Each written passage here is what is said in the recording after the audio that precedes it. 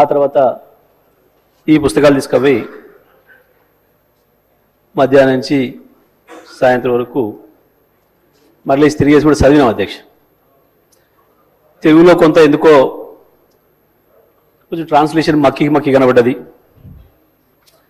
సరే ఇంగ్లీష్లో కూడా చూద్దామని అది కూడా చూసిన అధ్యక్ష. ఈ మధ్యకాలంలో ఏఐ గురించి వెళ్ళి ఎక్కువ మాట్లాడుతున్నారు.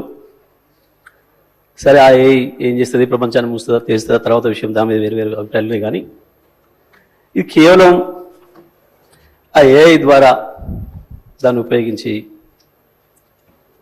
తయారు చేసిన ప్రసంగంలాగా కనపడ్డది.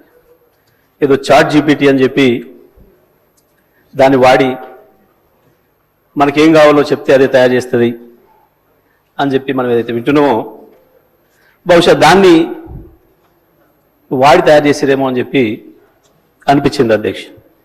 ఒక ఇద్దరు మిత్రులతో ప్రస్తావిస్తే కూడా వాళ్ళు కూడా అదే అనుమానం వ్యక్తం చేసింది.